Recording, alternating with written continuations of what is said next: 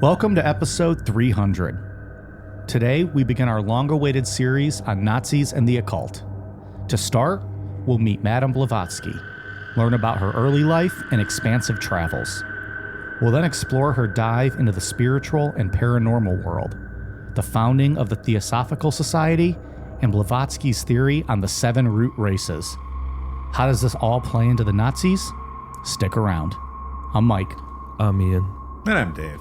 If you thought Madame Blavatsky was just some Polish lady that ran a brothel, stick around, because this madam may have inadvertently led to the rise of the Nazis. This is Necronomipod.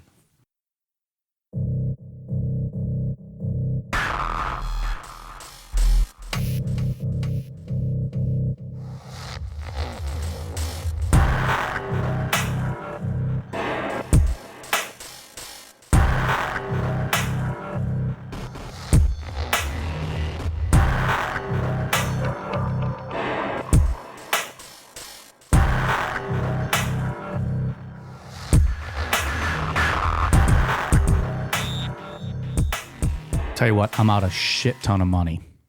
I very much took the under on us ever making it to 300 episodes. I think I had us under 100.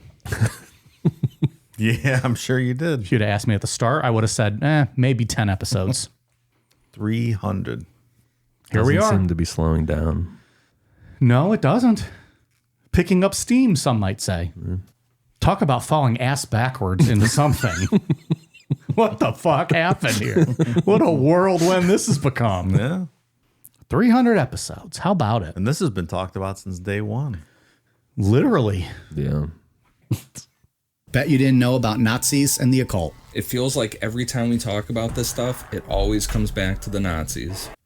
That's from the trailer 5 years ago. I remember when we used to record in the tin cans. Yeah. Sounded like we were in a prison cell with one microphone stuck in the middle of the room. Let me out. the natural way to do things is to go back at episode 1 when you like get into something and start a TV show at episode 1 and do that. I don't know how people stick around with that audio. I sure wouldn't. No.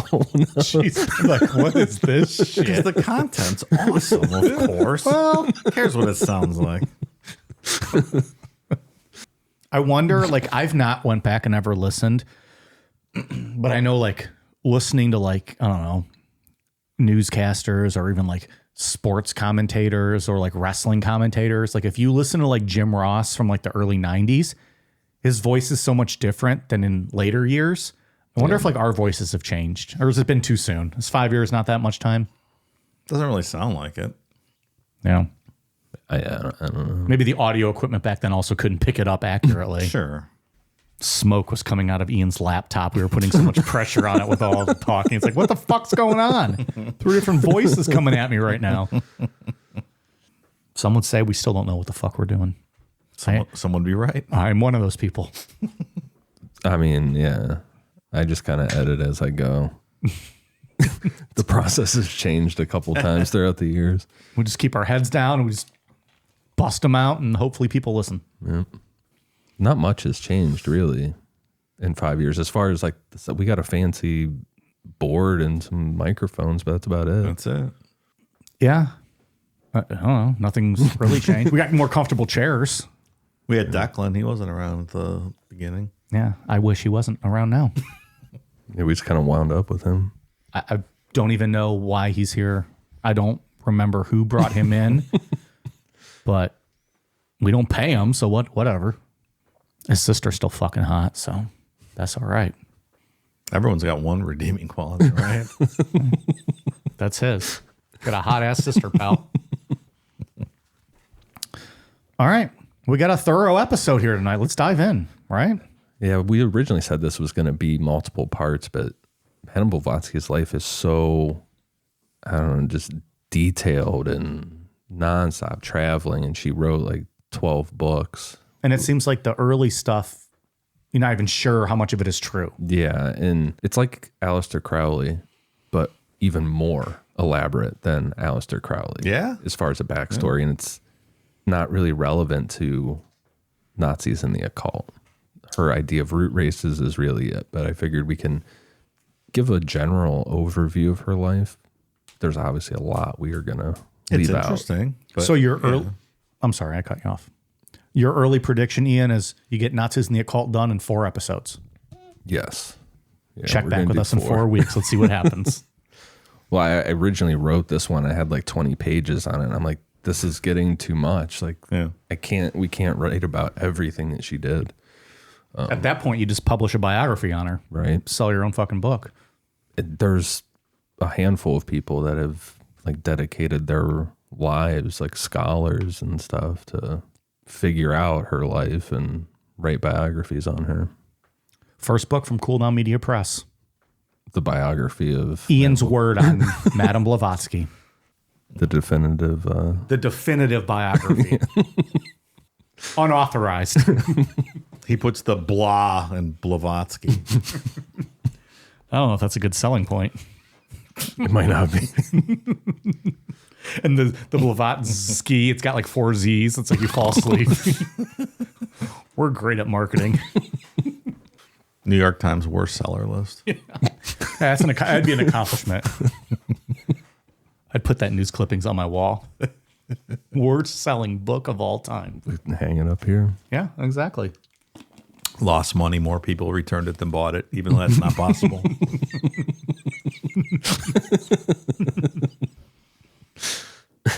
They don't even give out a Pulitzer Prize that year because it's so offensive that our book came out that they won't even award anybody a book. The whole thing's canceled. Yeah, we're the anti-Pulitzer Prize. All right. Well, now that we sold this show. Helena Petrovna Blavatsky, originally Helena Petrovna Hahn von Rodenstern, was born on August 12th, 1831 in Yekaterinoslav, which was a city within the Russian Empire. Her birth date sometimes is recorded as July 31st due to the Julian calendar being used in Russia during the 19th century. Right after she was born, she was baptized into the Russian Orthodox Church. Like pretty much just turned around and baptized her like in the same spot. Like her mom shot her out into the baptismal pool or whatever they call it. Kind of. At that time, that area was dealing with a cholera outbreak. Her mother got sick with cholera following childbirth, but both of them survived, which was unexpected. How it's told is that doctor said both of them would die. You know what they said about cholera? What'd they say about it? It was very unpleasant. Everyone said that. No, like there was no fans of it at all. Very unpleasant. Doesn't sound fun. No. You think the doctor walked in and was like, if they die, they die. Most Just walked out. Madame Blavatsky's family was aristocratic. Her mother, Helena Rodenstern, was only 17 years old when she gave birth, and she was self-taught since women weren't supposed to be educated, which we'll figure out later on that they are allowed to be educated. They're allowed is the key word there too, and what they can be educated on. How nice of them to allow them to be educated. We'll talk about that later. Like the grooming, like you learn certain things so you can impress your husband. Is that terrible? Well, Does the husband also learn things to impress his wife? I would think so. That's fair. Fair's fair. I don't think that's how they were doing it in Russia at the time. I don't think so either. Don't think so either. Her mom was the daughter of a princess who also taught herself. The whole family is royalty that she comes from. Her father, Pyotr Rodenstern, was from the German Hahn family and was a captain in the Russian Royal Horse Artillery and later became a colonel. When Madame Blavatsky was born, he was in Poland trying to stop the November uprising against Russian rule. He only met her when she was about 6 months old. She wasn't just Russian and German. Madame Blavatsky also had French roots coming from a great-great-grandfather who was a French Huguenot noble who had escaped to Russia. I want to be a noble. That'd be From all right. an aristocratic family. Oh, yeah. I'd have been all about that. You're kind of noble in this society, I'd say. Think so? Probably. Probably. You're not convincing me. Well, I don't want to get too personal with all our information, but I'd say you're probably pretty noble. You live an okay life. Thanks for noticing, pal. Take 9 vacations a year. You're doing all right. You're fine. 9. Who travels more, Madame Blavatsky I or was me? going to make that joke earlier, but I didn't want to put you on blast like that. It's close, pal. She was working on her travels. Fuck were you doing?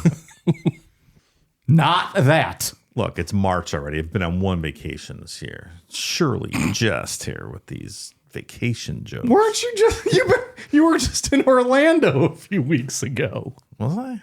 Yeah. You've been on 2 vacations, That pal. was a long weekend. That wasn't. Okay. That wasn't a vacation. Okay. All right.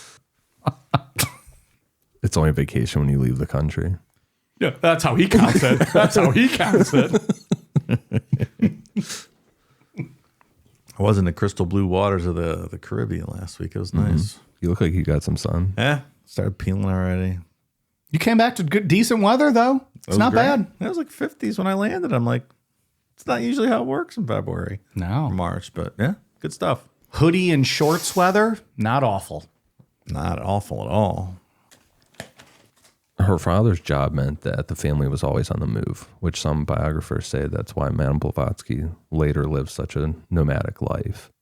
A year after Pyotr came back to Yekaterinoslav, they moved again, this time to Romankovo, which was another military town. When Madame Blavatsky was just 2 years old, her younger brother Sasha died in another military town because they couldn't get medical help in time. It's just basic stuff like the flu would kill you back then. It wasn't a terrific time Yeah. to get diseases like that. Now it- Cholera, the flu. Nowadays, you think you live on a military base or a military town, like it's the quickest way to get help, right? Medical assistance. Probably just like outposts where no one was. 100 miles from anything of substance. Poor Sasha. He's a good kid. What he deserve? What, was he a good kid? I don't know either, but I'm just... A little Blavatsky. In 1835, Madame Blavatsky and her mom moved to Odessa to be with her grandfather, Andrei Fediev, who was a government official. That's where her sister, Vera, was born. After a while, her father, Pyotr, moved to St. Petersburg in 1836, so the whole family packed up and moved again. Blavatsky's mom really liked St. Petersburg and started writing novels using the name Zenaida Arba. She translated some English novels by Edward Buller-Lytton into Russian. And when Pyotr went back to Ukraine around 1837, Madame Blavatsky's mom stayed behind in St. Petersburg because she really liked the intellectual aspect of the city. She was able to, like I said, she was translating books and stuff. It wasn't Like being in a distant military outpost with a bunch of hillbillies. yeah, pretty much. Peasants, I meant to say peasants. Potato farming peasants. Yeah, she's also the daughter of a princess, so Yeah, I'm sure she doesn't want to do the military thing. makes sense. Later on, Madame Blavatsky and her mom went to Astrakhan to join her grandfather, who was now a governor overseeing the Kalmyk people of Central Asia. It was here that Madame Blavatsky first got to know about Tibetan Buddhism, thanks to their friendship with a Kalmyk leader named Tumen. In 1838, they moved to Poltava to be with her dad. There, Madame Blavatsky learned to play the piano, took dance classes, but not too long after, they had to go back to Odessa because her mom's health started going downhill. Downhill, you say? That's what happened when Goofy goes downhill. It sounds like he was in trouble. Or having a good time. I can't really tell, but that bootleg ass Goofy. That's the real Goofy there. I don't know about That that. is 100% the real Goofy. I'm going to have to cite some sources on that one. That hooey at the end. That's what's weird. I don't know about that. I'm not saying he doesn't do it or say that. I'm saying that ain't Goofy. That ain't my Goofy. I'm taking a stand. I've met the guy. It's on my social media. Is that right? That ain't my Goofy. It's on my social media. What the fuck did I just say? It's on my Instagram. It's on my social media. I did a social media. You're going to be in that progressive ad with people becoming their parents. Those commercials are so fucking funny. You don't need to count down. No, that's not how we take a selfie. Back in Odessa, Madame Blavatsky learned English from a British governess. And then after that, they moved to Saratov, where another brother of hers was born. Then to Poland and back to Odessa again. And that's where her mom died of tuberculosis in June of 1842, when her mom was only 28 years old. She's pretty well traveled at this point, huh? She's going everywhere. I cut out so much traveling of even this stuff. It's just nonstop. Yeah. And her dad just shows up random places. Like, oh, they moved back here to be with her dad. Well, where was he this whole time? Like, he's in a whole different spot. He's an aristocrat, and he does whatever the fuck he wants. He doesn't answer anybody. After their mother died, Madame Blavatsky and her siblings were sent to live with their grandparents in Saratov, where her grandfather was a governor. At this point in life, biographers described Madame Blavatsky as a child who was really into storytelling, would hang out with kids from different social classes, like playing pranks, and was real into reading. At this time, she wasn't completely self-taught. She was being taught in French, art, and music, but this was just to get her ready for marriage, to impress the guy that her parents were going to be arranging her to get married to.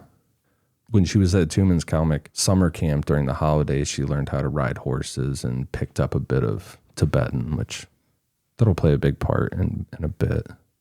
Tibetan and the horse, because the horse plays a big part in her. Does she have sex with the horse? She doesn't have sex with the horse.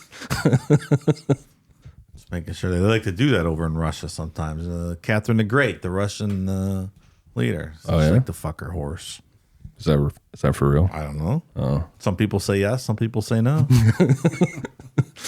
Is there like a lot of people that say yes? Yeah. Like, is it a thing? It's a thing, yeah. You think I'd make jokes about fucking a horse, Ian? Of course it's real. That's why she's Catherine the Great. She could take that great big horse cock. People looked up to her. He's just spitting facts over here.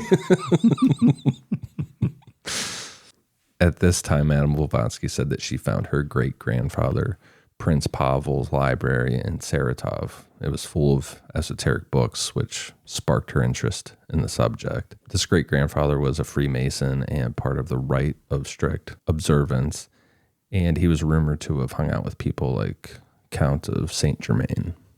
So definitely would get her interest going in esoteric, occult type stuff. So like the word esoteric means like limited specific knowledge on like lesser known topics. Is that, I feel like it means something more specific when we talk about things like this. Is it more occult? Yeah. Does it refer to just strictly occult type stuff? There's a lot of secret society stuff going on within all this stuff, especially next week when we get to Ariosophy and stuff. Like, there's these little branches of Aryan cults, for, you know, lack of a better word, I guess, that pop up, and it's all these secret societies that have their own little twists on this stuff. And Very esoteric. especially like the Freemason stuff. Like, there's that's definitely a secret society. Freemason, should they be killed? Yes or no? Is this a debate? Should we allow Freemasons to live or should we kill them? What are your thoughts? Slaughter the Freemasons, yes or no? I don't really know much about I don't Freemasons. either. I'll let them live. I'll allow it. Yeah, I don't know. Nice of you to let them live till you learn more. That's how us pro-death penalty people are, Mike. We like to use it sparingly. Yeah, that's an answer. Madame Blavatsky also started having visions of a, quote, mysterious Indian man, and many biographers consider this figure the first appearance of the masters in her story. How many masters are there? There's a lot of masters. A lot of masters? Yeah, remember when we did the one called Oh, that one. the French one? Oh, yeah, the Raelians. No. Oh, was that a French guy? The Rock. Wasn't it the Rock one? No. God damn it. No, that sounded French. Solar Temple. Yes. The Order of the Solar Temple. Yeah. They really bought into all this stuff with the masters, the Ascended Masters. Ascended Masters. Yeah.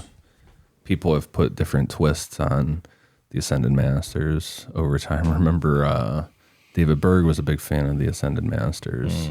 Remember Among other things, and fucking kids, but remember he had Frosty the Snowman. Frosty the Snowman was one of his Ascended Masters. look, you know. He just had real random shit in there. God damn. All right, well, I'm looking forward to meeting more masters. She later talked about a trip to England with her dad around 1844 or 1845. They went to places like London and Bath. She said she took piano lessons from a famous composer and performed with well-known musicians for a period of time. But some biographers aren't sure if this trip actually happened, since her sister never mentioned it in her own memoirs, which historians use her sister's memoirs a lot to validate any claims that Madame Blavatsky has made about traveling. What if her sister just didn't choose to write about her? Yeah. After spending a year with her aunt, Madame Blavatsky moved to Georgia.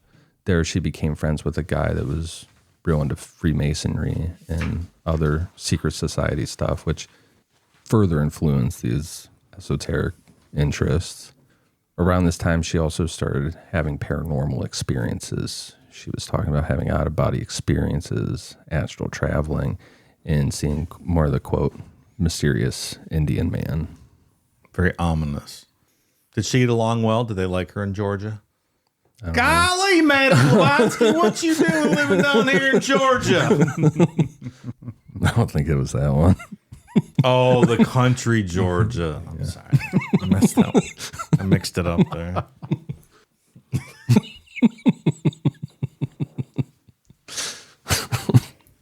At 17 years old, Madame Blavatsky got married to Nikifor Vladimirovich Blavatsky. He was vice governor of the Yerevan province and way older than her. He was in his 40s. Why she decided to marry him is kind of a mystery, but later on she hinted that it might have been because he was into, occultism and all that kind of stuff. There's also theories that her father hated him and she married him as a fuck you because she wasn't going to be part of an arranged marriage. Which I hope that's the reason she did it, because that's cool. Yeah. I think it was because of his name, because she couldn't be Madame Blavatsky if she didn't marry him. She certainly held on to that. Nikifor Vladimirovich, good name, Mike? Nikifor is pretty cool. I like Nikifor. That's a good name. The marriage happened on July 7th, 1849, and she moved to the Sartor Palace with him, but hated it and kept trying to get back to her family. Ugh, how can you hate living in a palace? That's where I want to live, in a palace. Yeah, just fucking pick a wing for yourself, stay there, and you don't have to see anybody. Being a wife like that wasn't for Madame Blavatsky. She wasn't trying to live that life. Yeah. I'll be somebody's wife. Not saying that You'll be everybody should be somebody's sound forced clip to on the do board that. next week, too, with that one. I'm not saying I'll have to, to each their own. I'd be somebody's wife to live in a fucking palace. The wife Hope you didn't like do Hot anything. Pockets and pizza rolls. Wives didn't cook. They didn't do anything. Servants did all that. Sounds even better. Even better. You Even do better. anything. But when I watched Downton Abbey, I was like, man, I could really do this. Sit there and they'd bring my coffee and put my jacket on and everything. Dave, I'd be happy to have Declan start bringing me your stuff. Like, I can train him to do that. It's not a problem. Everything you want, they just do it. He's offered, actually. He told me before, he's like, hey, if Dave ever needs me to hold his dick while he's peeing, I'd do it. And I was like, well, all right, let's dip our toes in the water on that one. Let's ease into that, Yeah, Declan. yeah, maybe, bring him a coffee first before he's holding his dick while he's pissing. But he's offered, and he specifically said you, Dave. I don't get it. I don't know what's going on here. That is interesting, isn't it? She finally got her chance to leave when her husband let her go. Like we said, she wasn't about that life of, just being a wife and living in a palace. At least he let her go, huh? Yeah, and there was no sense in forcing her to stay. She was supposed to go to Odessa to meet her dad, and he sent escorts, like servants, to come escort her to St. Petersburg. But once she got to Kerch, she ditched her escorts and somehow got herself to Constantinople by supposedly bribing a ship captain. This was the start of about 9 years where she traveled all over the place, more than likely with money from her dad. Istanbul was Constantinople, now it's Istanbul, not Constantinople, been a long time gone, Constantinople. So it was Constantinople at this time. Because now it's Istanbul. As song into kids. Can they not make up their minds? Come on, quit switching. Let's go back to Constantinople. Yeah, let's go old school. Remember that song? I don't even. I've never heard. Never heard that? No. They might be giants. No, maybe if I heard more, but no, I don't think so. Istanbul, it's Constantinople. Oh, I got that part. It's probably the best Slipknot song, I think. One of them. Top 3 Slipknot song was that. Yeah. There's not a lot of solid proof about her travels during this time. Nicholas Goodrick Clark, who wrote the book, The Occult Roots of Nazism, which is one of the sources that I'm using for this series, points out that we're relying mostly on Madame Blavatsky's stories, which are almost impossible to prove. It really depends on which source of hers you're relying on, and sometimes which biographer, because honestly, they all differ somewhat, because they are using different stories of her, different ways to verify things. And then there's people that completely believe Madame Blavatsky 100%. So, are you one of those people, Ian? no, I'm not. You sure about that? He answered pretty definitively. I don't think I would second guess that one. While in Constantinople, Madame Blavatsky claimed to have saved an opera singer from being murdered. It's murder.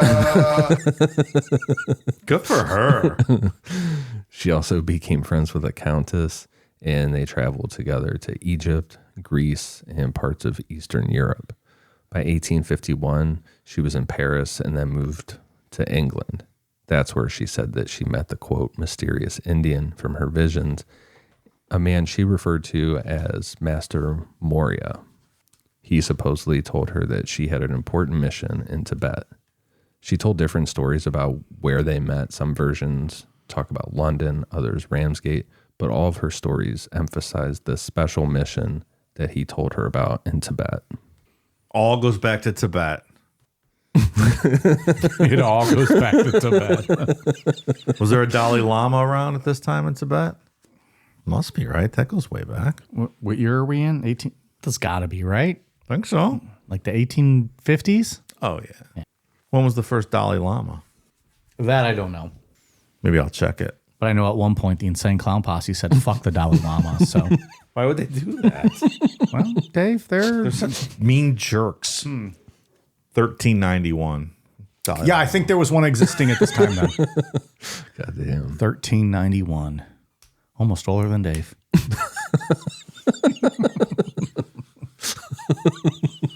Hardy har har. In the fall of 1851, inspired by historical romance novels written by James Fenimore Cooper, Madame Blavatsky set off for Canada, aiming to meet Native American spiritual leaders in Quebec. But things didn't go as planned. She got robbed, which she later blamed on Christian missionaries. Huh. They're always The out Christians to had get nothing to do with this. they're always out to get Madame Blavatsky. Stop blaming the Christians, Ian. Ian. You put that on him. They're just trying to collect He didn't their have money. to put that in the notes. He chose to put that in the notes. I don't think it's relevant to the story. After that, she went south, visiting New Orleans, Texas, Mexico, and the Andes. From the West Indies, she made her way to Ceylon and then Bombay. In India, she said she spent 2 years following instructions from letters Moria sent her, one of which was trying to get into Tibet for that secret mission, but she said that British colonial authorities refused to let her through. Bombay is now Mumbai. but it had 2 little syllables. I couldn't match it to the 3 and 5 Constantinople and make up a song. So I don't have a jingle for that one. It's just Mumbai. India seems cool, but I could never go there. It's so hot. Too hot. Seems dusty. Hot. And muggy and like you just sticky, and I can't do it. I don't think I can do it. Did you ever see all those people all over the trains? It looks crazy, some of the stuff in India. Just on the roof, hanging off of the trains. Mm-hmm. Why are they so obsessed with trains? That's how you get places. But they pack them in. I would just drive a car. Would you? Seems easier. The traffic in India is like a free-for-all. It doesn't even look like there's like 6 lanes. Everybody's just doing whatever they want. There's people riding bikes through the middle of traffic. No, thank you. I would visit a lot of places in this world. I don't think I would go there. It wouldn't be in my top 50. Seems like a lot. Yeah. Food, though, is very good. Love the food. Yeah. I like Indian food. I would go to India. I don't think I could do it. That's just so hot. I would go, but it wouldn't be in my top 25 places. Once I did my long weekends, Dave, at all the other places, and didn't count them as vacations. Can't get to India for a long weekend. No, it would take a long weekend to get there. That's right. If it's only 4 days, that's not a vacation. It's a long weekend. It's not the same thing. Well, I don't consider that a vacation. okay. I have you at 2 on my counter. You're at 2 vacations in 2024, and we're at the first week of March.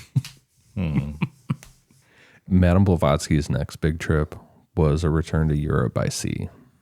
She survived a shipwreck near the Cape of Good Hope and got to England in 1854, right in the middle of the Crimean War. Which, being Russian, she did not get a warm welcome. In England, she claimed to have worked with the Royal Philharmonic Society as a concert musician. Then she was off to the United States, hitting up New York City. She stopped in Chicago, Salt Lake City, San Francisco, and then went back to India, stopping in Japan on the way. She then gave getting into Tibet another shot. This time, she said that she made it in 1856, helped by a Tartar shaman who was trying to get into Serbia. They ended up getting lost and joined a traveling group before heading back to India, then to Europe, through Madras and Java. It's quite a bit of travel. She has L. Ron Hubbard vibes with the traveling. Like, he was traveling everywhere, and he most certainly did not go to all the places he said he did. I don't recall all the traveling he did. He had lots of tall tales, right? I remember he was just a lying piece of shit, Well, but yeah. I don't remember all the traveling. Yeah, he was going like the Great Wall of China and all kind of stuff. Yeah, I don't remember exactly where he went, but I just remember there was a lot of embellishment. I don't think I like him very much. It's not very nice. You need to be audited. You can audit my cock. By 1858, Madame Blavatsky returned to her family in Pskov, where she started experiencing more paranormal stuff. She started hearing weird noises and moving furniture, classic poltergeist activity going on. This is the first hint of this kind of the paranormal and ESP kind of stuff going on. In 1860, she went to Georgia to see her grandmother for a year or so. And then in 1862, she and her kind of ex-husband, Nikifor, made up and adopted a baby boy named Yuri. In 1864, Madame Blavatsky fell off a horse, which that's earlier I talked about the horse being important. Yeah. She fell off the horse, hit her head, and was in a coma with a broken spine. She said that when she woke up from that coma, she had full control over paranormal powers. Like, she had ESP, she could control this poltergeist activity. 3 years later, in 1867, Yuri died at just 5 years old. This tragedy caused Madame Blavatsky to leave Nikifor again, and she traveled through the Balkans and Hungary into Italy. It's almost unbelievable, all this. It's just nonstop stuff happening. It Lot of never movement. ends. Yeah. And poor Nikifor, this is when he needed her the most. Through these new travels, Madame Blavatsky said she got orders from Moira to head back to Constantinople, where he met up with her. From there, they started a long journey to Tibet, going through Turkey, Persia, Afghanistan, and India, and finally getting into Tibet through Kashmir. In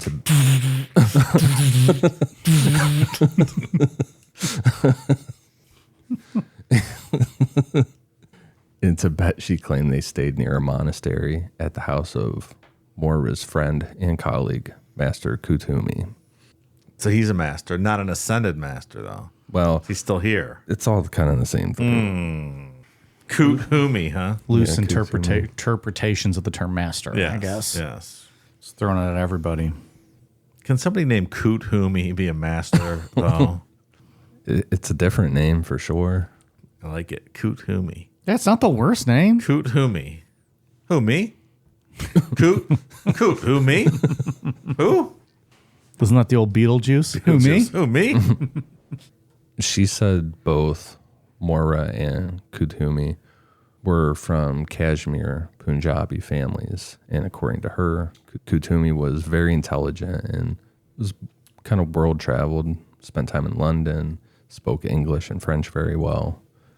At this point in the story, when I was doing the research and stuff, I had a really hard time figuring out if Moira and Kutumi were actually real people. I was wondering that myself. It's really hard to figure out at first. You have to like really start diving because there's letters from these two and stuff, and they send letters to people outside of Madame Blavatsky within the Theosophical Society. Or does she send them? Yeah, she sends them. At least that's what historians say. Oh, madam, you're so silly. This entire time we built up for 5 years, like I thought this was like the be all end all of like a fantastic spiritual lady, and I'm starting to think she's a little bit of a fraud. I see how one. I'm not could- saying that's my official statement, but I'm just, I could see I could start leaning that way. All seems very fantastical. those Nazis might be rooted in something not so good. While in Tibet, Madame Blavatsky said she learned an ancient language called Senzar and worked on translating old texts in this language that were kept by monks at the monastery. She did say, though, that she was not allowed inside the actual monastery because she was an outsider. She's not from there. She also talked about how Moira and Kutumi helped her get better at using her psychic powers. They taught her stuff like clairvoyance, telepathy, controlling consciousness, making objects disappear and reappear, and how to control the astral projection she was already experiencing. She can do everything. That'd be fun. Make stuff appear and disappear. You could have some fun with that one. I think so. That'd be all right. I wonder what, like, is it just taking something from over in that room and making it appear in this room? It has to be something like that. Depends how strong your powers are. But you can't just like make anything appear. I would Nothing. assume. I don't It's know. got to come from somewhere else. Yeah. Like if I think about Fort Knox, can I make the gold disappear in there and then bring it to my house? That's what I mean. I don't think that it works like that. No. Wouldn't that be nice? It'd be all right. I just want to think about a handle of Crown Royal right here. And then Just make it appear. Alas, no gold, no Crown Royal. There is no Crown Royal. No. We got makers. Oh, it's fine. I'll take. I guess it's an okay substitute. A lot of biographers are really skeptical about Madame Blavatsky's stories traveling in Tibet. I mean, there's just a lot of people that are skeptical about most of this traveling, but especially the stuff in Tibet. They point out that we're just taking her word for it without any real proof. Tibet was hard to get into for Europeans back in the 19th century. It had closed borders, rough terrain, and from what I was reading, like legit bandits just hanging out there ready to rob you and stuff. So people question if she could have really made it there. Some biographers think that she could have gotten in, maybe mistaken for someone from Asia. People point out Moira could have snuck her in. Yeah.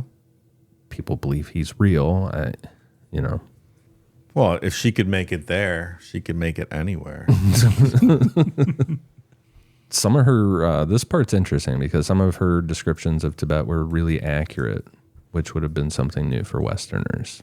D.T. Suzuki, a scholar of Buddhism, thought that she knew a lot about Mahayana Buddhism, which might mean that she actually did study in a Tibetan monastery for some time. Some have said that if her travels to Tibet were true, that she's one of the most impressive travelers of the 19th century. But like we said, other people think that she completely made all of it up. Yeah, that would be pretty impressive. I mean, and also getting into Tibet is one thing, but letting this Russian lady study at their monastery with them? I'm skeptical. Color me skeptical over here. Her travels then took her through the Suez Canal to Greece, where she met another spiritual guide, Master Hilarion. That guy's the best. After another stint in Egypt, Madame Blavatsky's travels took her to Syria, Palestine, and Lebanon. Then, following instructions from Moira, she headed back to the United States, landing in New York City on July 8th, 1873. All right. Coming to America. With more detailed historical records available at this point, Madame Blavatsky's life is better documented. In New York, she lived in a hostel for women kind of place in Manhattan, like a shared apartment, making a living by sewing and advertising cards. She got some attention and was interviewed by The Sun, where she first publicly claimed to have been in Tibet. Regarding the shared apartment living, she was not happy with her living situation in New York, which she's from royalty. Did their dad cut her off? Why does she have to sew? It's weird. Right around this time, her father died, and she came into a good amount of money, so she moved to a nicer place. Upgrade. Like with everywhere else, she didn't stay in New York long. She heard about a story about William and Horatio Eddy, two brothers in Chittenden, Vermont, known for their ability to levitate and do other types of ESP type stuff. Madame Blavatsky headed out to see them in October of 1874. It was here that she met Henry Steele Alcott, a journalist from the Daily Graphic who was covering the Eddy brothers. Alcott was pretty impressed with Madame Blavatsky's spiritual knowledge and her supposed abilities, enough to write a newspaper article about her. This meeting kicked off a close friendship with them, and Alcott really helped get the word out about Madame Blavatsky, convincing the editor of the Daily Graphic to publish her interview and mention her in his 1870 book, People from the Other World. Ooh, the other world. Mm-hmm. That's where all the masters are, right? Buy the book. Let's find out. Dave, do a reading. Let us know. I'll do that. Hello, people from the other world. Madame Blavatsky here.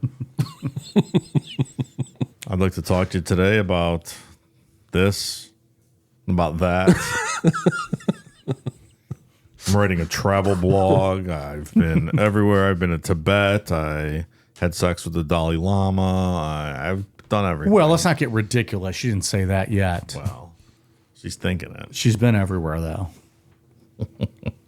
All of the world. Everywhere. Has she been in the hollow earth, though? That's really the question that everyone's asking. No. We'll find out. You're being ridiculous now, Dave. Come on. Madame Blavatsky started sharing her occult beliefs with Alcott, and he took them to heart. He adopted a lifestyle of celibacy, sobriety, and vegetarianism, even though Madame Blavatsky did not always stick to being a vegetarian herself all the time. I get it. Those pepperoni Hot Pockets are pretty damn good. So no meat, no booze, and no sex. Can you do that, Dave? No meat, no booze, no sex? Can you ramen, drink some water, read a book? No smut. You can read a book.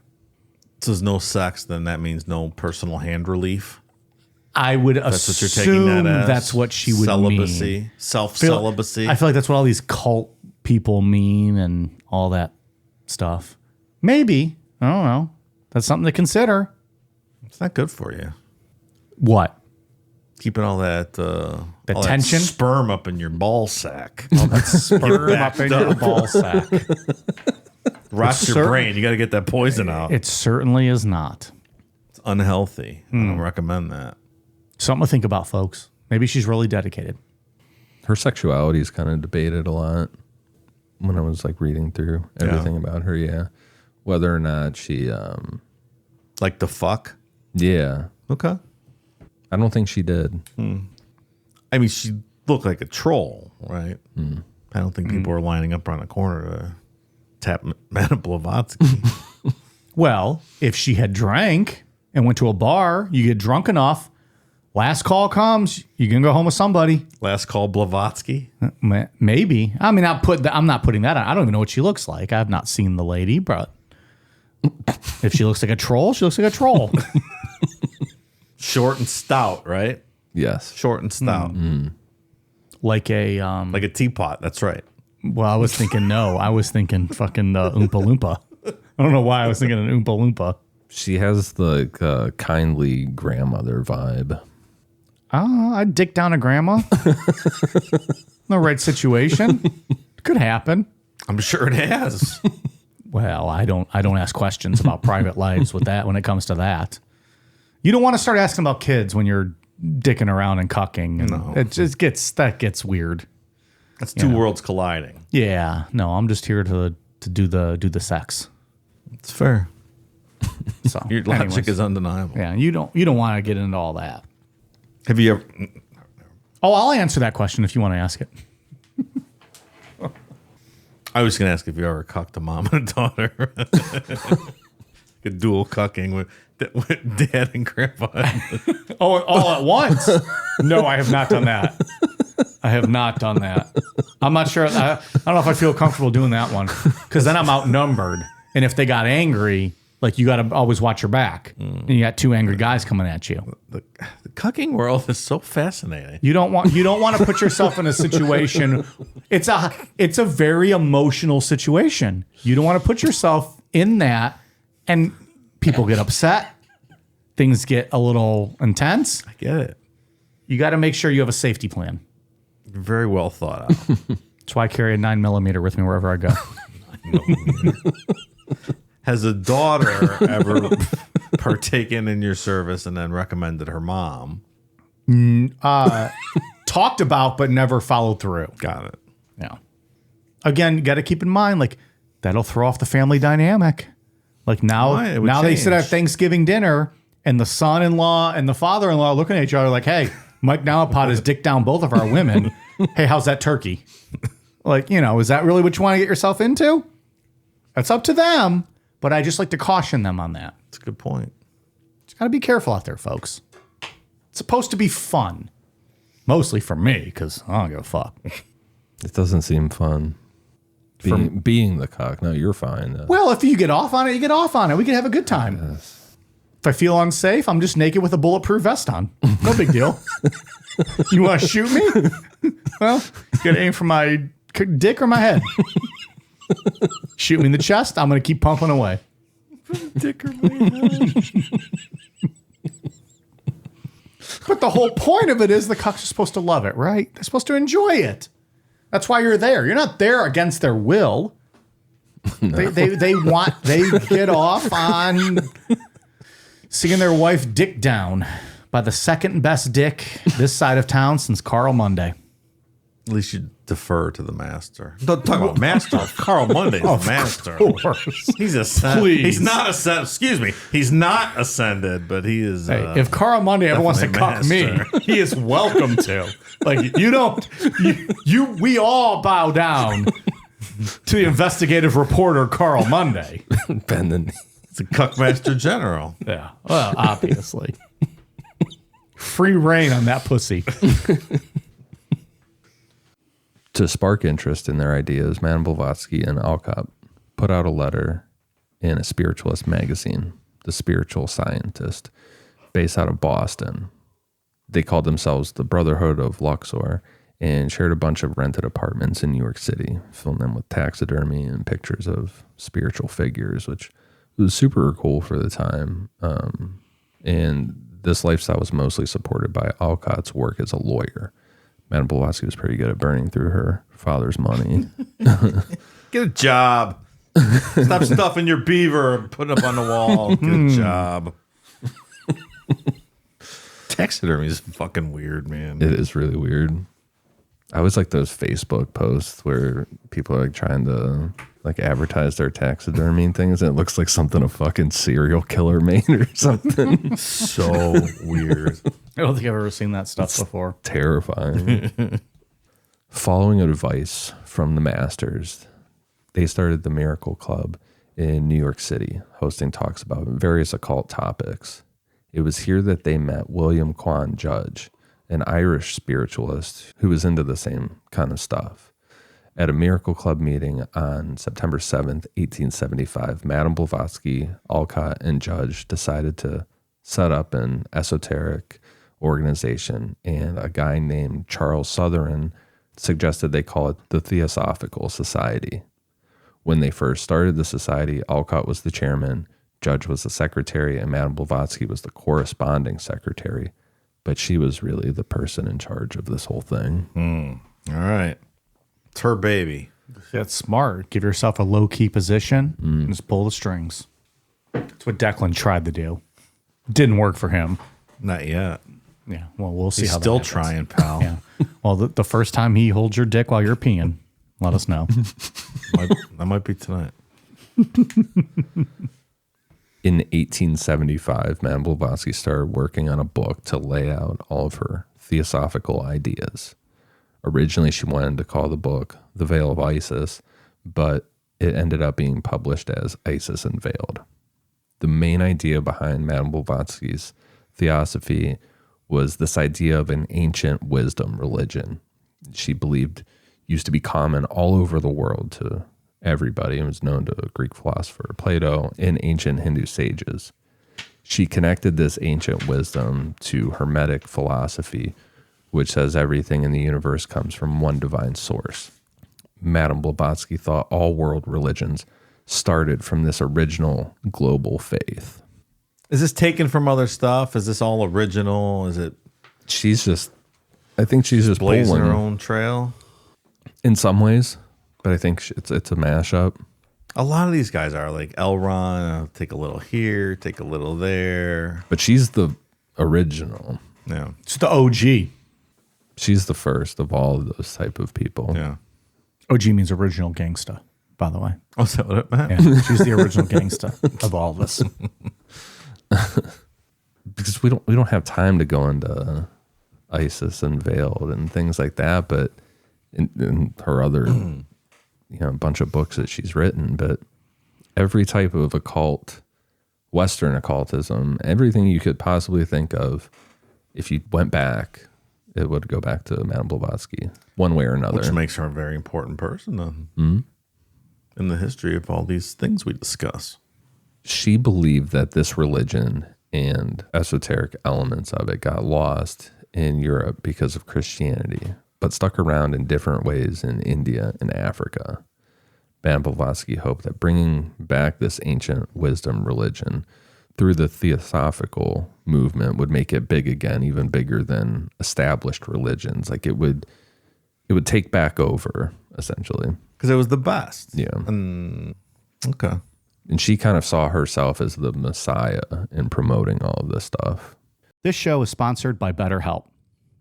Imagine you've been given the gift of having an extra hour added to your day. Would you spend it sleeping, exercising, spending quality time with family and friends? A lot of us spend our lives wishing we had more time. But the real question is, time for what? If time was unlimited, how would you use it? The best way to fit those special moments into your schedule is to figure out what's important to you and to start making those things a priority. Therapy can help you find what matters to you so you can do more of it. Therapy can be a great place to filter through the monotony of life and pinpoint what's really important to you, where you're happiest, where you thrive, where you'll be satisfied spending your life, and won't look back with regret as time wasted. This month, BetterHelp Online Therapy wants to remind you that putting in the work to improve yourself will also help you discover what you should do with the precious gift of time. Therapy empowers you to be the best version of yourself. If you're thinking of starting therapy, why not give BetterHelp a try? It's entirely online and designed to be convenient, flexible, and suited to your schedule. All you have to do is fill out a brief questionnaire to get matched with a licensed therapist, and you can switch therapists at any time at no additional charge. It's time to start celebrating the progress you've made. Visit betterhelp.com/necro today and get 10% off your first month. Again, that's BetterHelp, HELP.com/necro.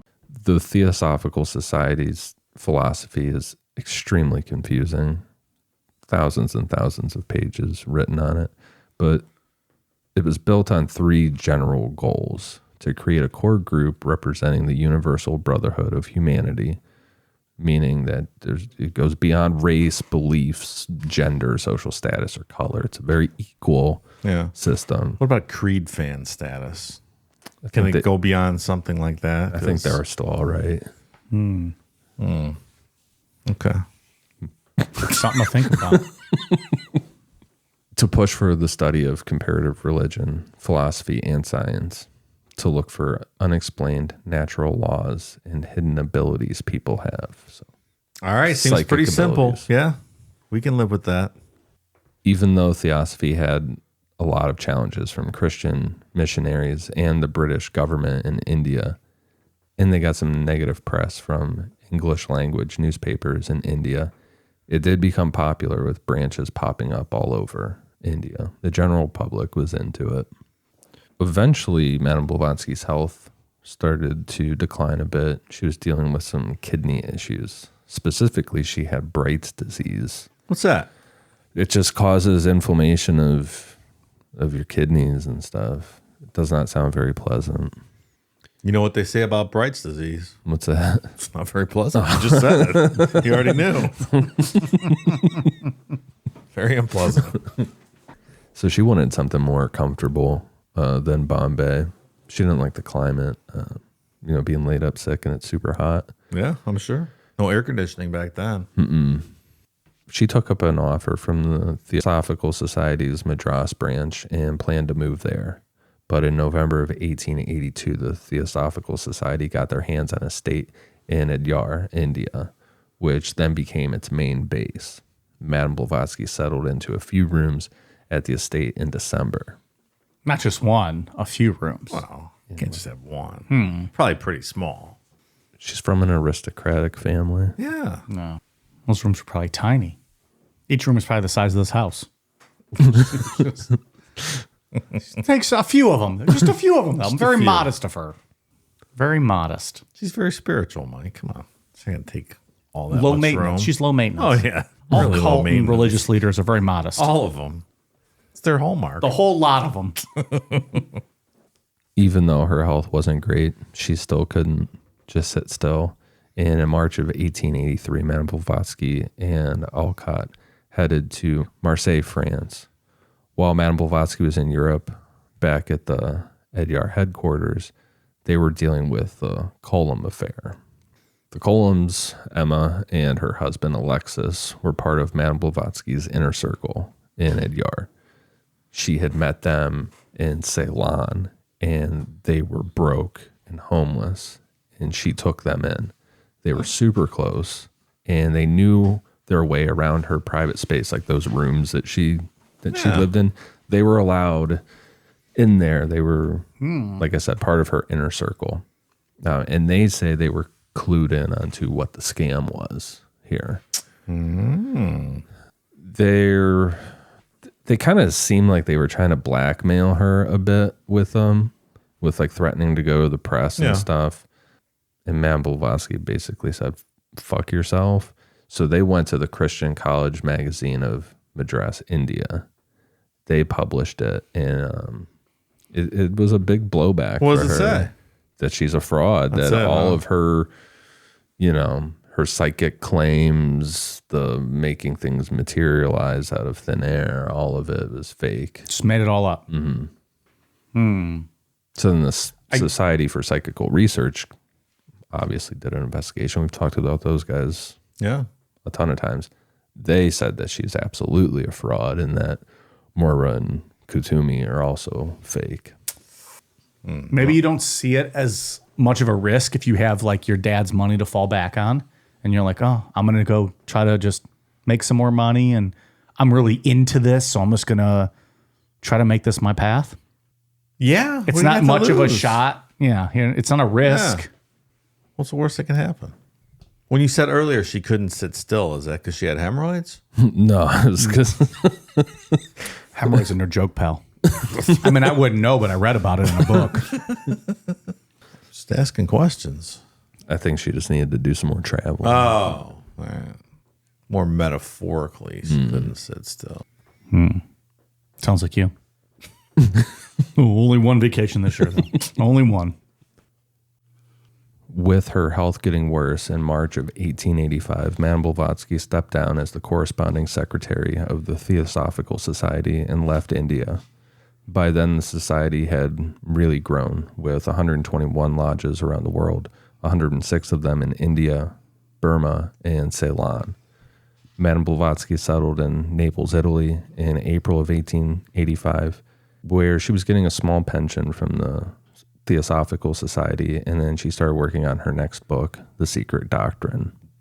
By the following year, in 1886, Madame Blavatsky now needed a wheelchair. She moved to Ostend, Belgium.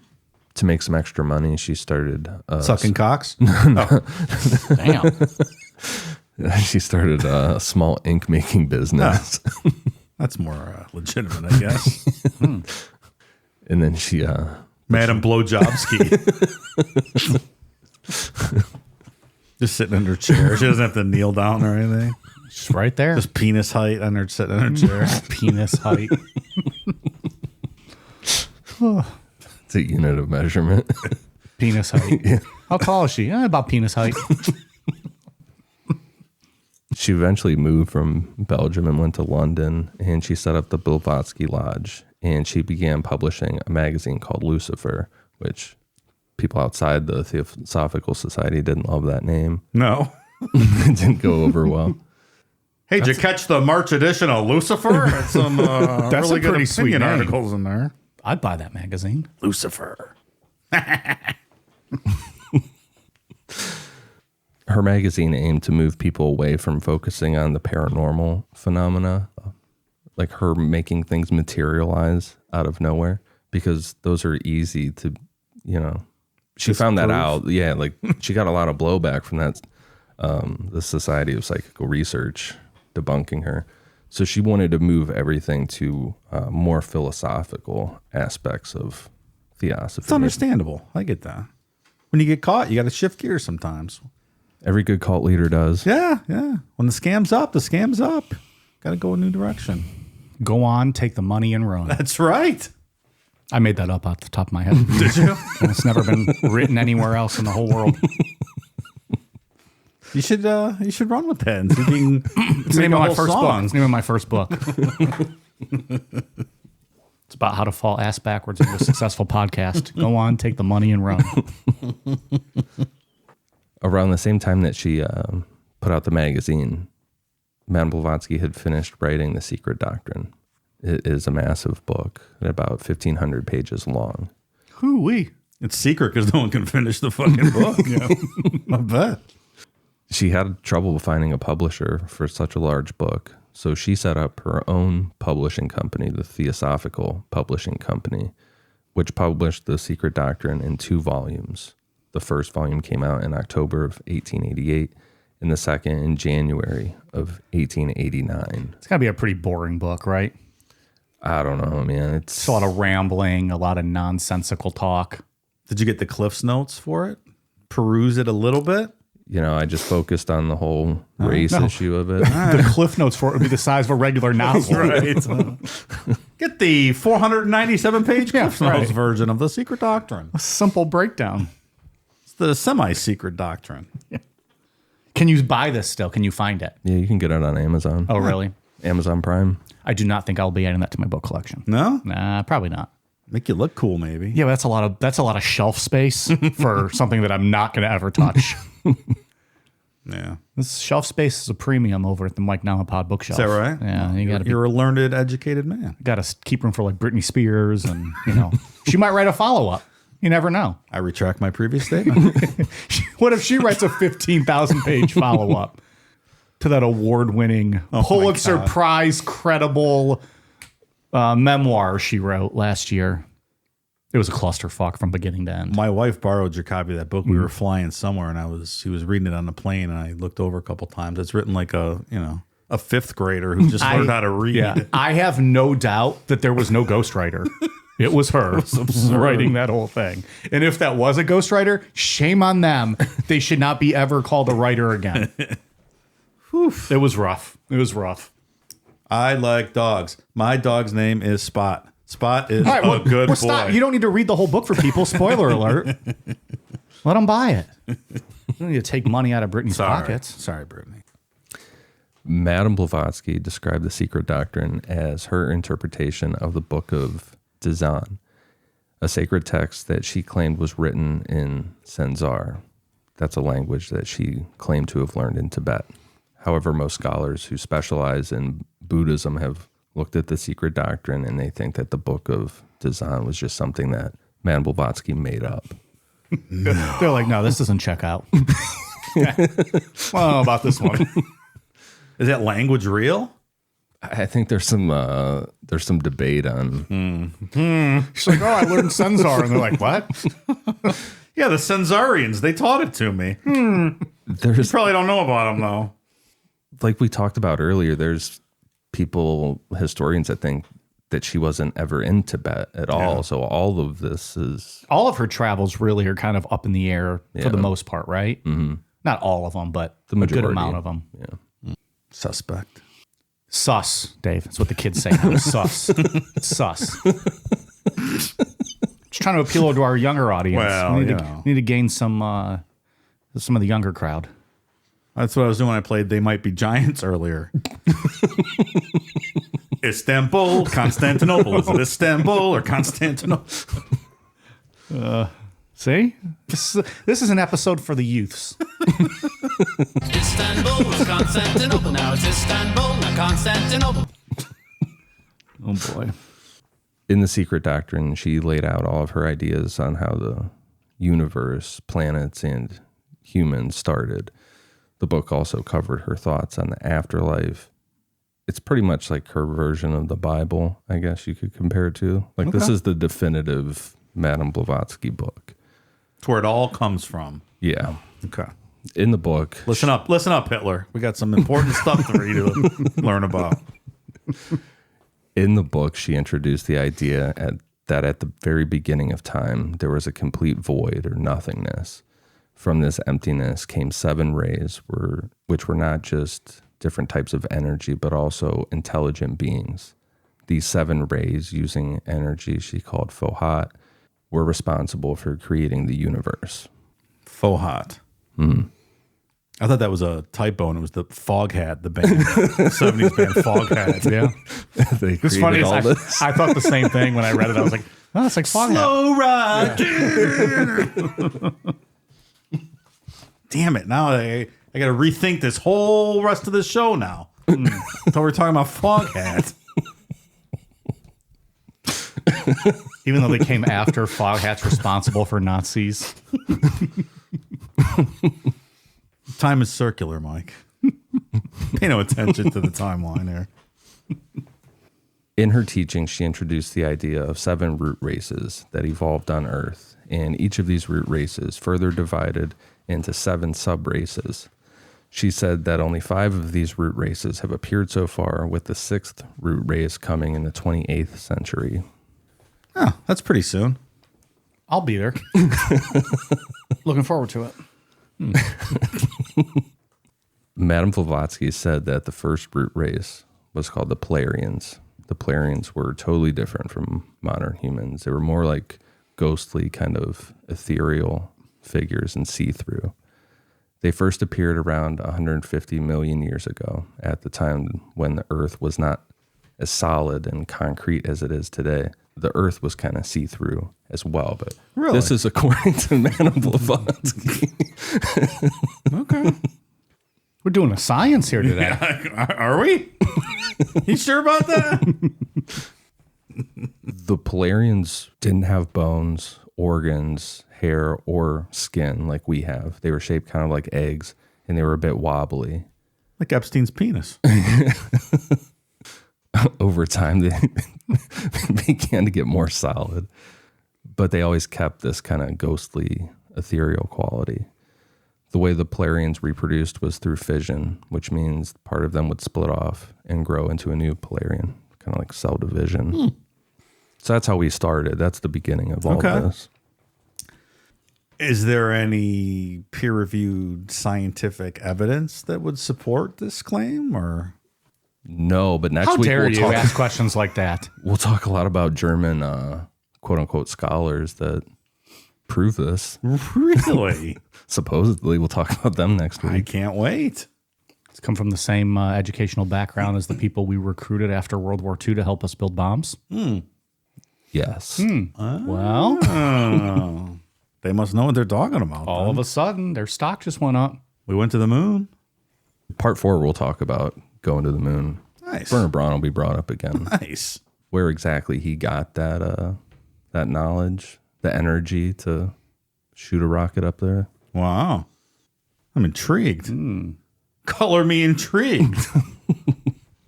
I'll be tuning in for every part. Every part? Every part.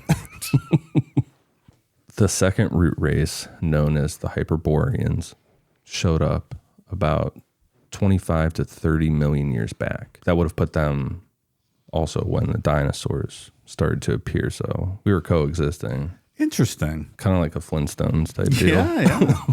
I've seen caveman movies. That checks out. What's that goofy movie, like caveman movie, years ago, like 100?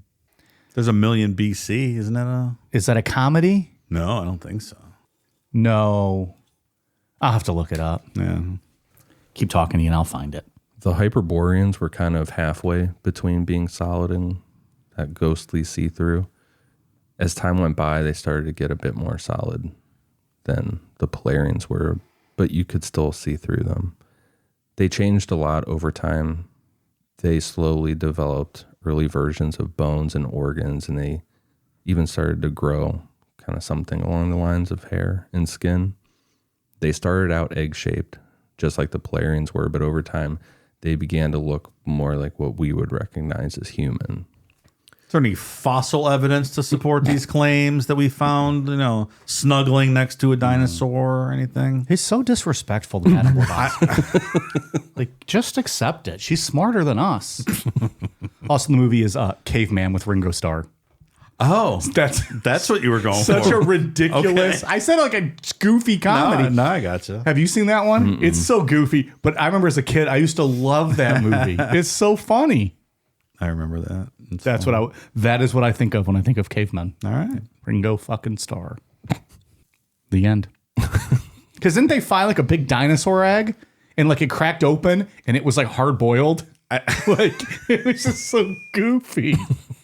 Like I can picture Ringo as the caveman, but I can't recall anything that happened in the movie. Which one to call it?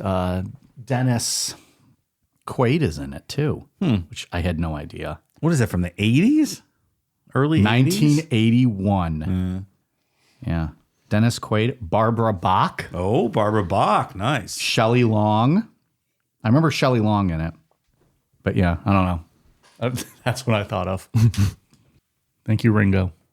Best thing he ever did in his life. I was going to say banging Cher was the best thing he ever did in his life. Did he? but I didn't know that. No. I'm thinking of Gene something Simmons is who you're else. Gene thinking Simmons, yeah. of. Never mind. Was he married to Barbara Bach? Ringo? He might have been. I don't know. I'm not up on my Ringo history. We're getting way off the fucking beaten path now. See, I mentioned a movie. Dave goes on a tangent. Madame Blavatsky said that the Hyperboreans lived on a mythical continent called Hyperborea, which was thought to have been up near the Earth's poles. We talked about Hyperborea all in the Hollow Earth episode. Is that why they're called Hyperboreans? Because they lived on Hyperborea? Yes. That makes sense. So that checks out. Yeah, I mean, All right. she's drawing some direct lines now. It's really starting to come together. When it came to making more Hyperboreans, it switched up. They had a different way to reproduce than from the Polarians. They did it like budding. A part of them would puff up, split off, and then grow into a whole new Hyperborean.